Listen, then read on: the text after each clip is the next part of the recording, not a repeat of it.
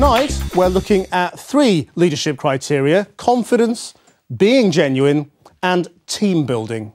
Now, James, first of all, do you think you can apply the same sorts of criteria to political leaders as you can in business? I think, just the concept of kind of team building, I think, in a leader is absolutely critical because, like in a lot of chief executives, you are only as good as the people around you. So there's no question. I think those qualities are absolutely identical. OK, well, let's start with confidence. And last night's debate, who was nervous and who shone?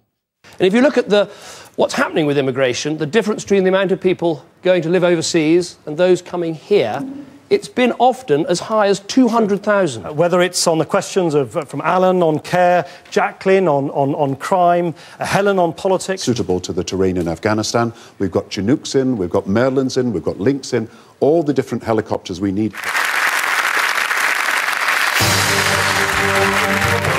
I mean, firstly, I thought that Gordon showed tremendous leadership by not watching the other guys and just walking straight to the audience, taking control, shaking everybody's hands. And if you notice, both Nick and David were sitting there not quite sure whether they should follow or not. And I just thought... Because stage management went like this. Yeah, it's television. But that's what leaders are about. He didn't worry about that. He recognised that he needed to communicate with the audience, and that human touch, I think, is always quite important. Let's zero in on confidence and look at them individually and the kinds of confidence they have, because more than either of the other 2 leaders, Gordon Brown seems to rely on his wife, Sarah.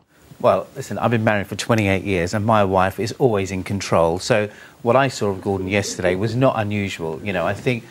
most strong, powerful men, I think, are slightly dominated by their wives. And I think, to me, I admire the fact in a man who's very comfortable in the presence of his wife. And I think if Sarah is taking the lead, actually, it doesn't show arrogance to me. I think he's very comfortable in allowing a woman to do that.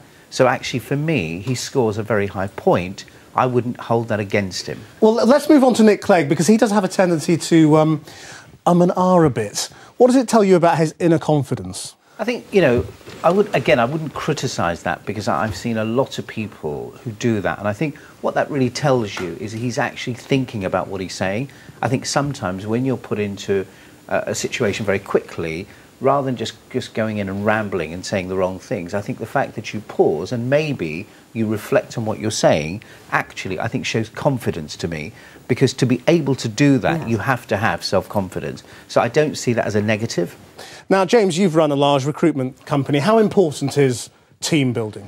Firstly, the person who runs this country has to be a leader. But we have to remember the leader doesn't implement his decisions.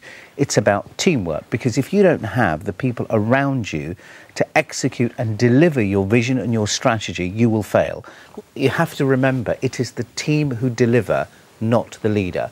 And therefore, if you believe in the policies, you have to understand, does he have people around him who can actually do it and implement? So I do think it's really important.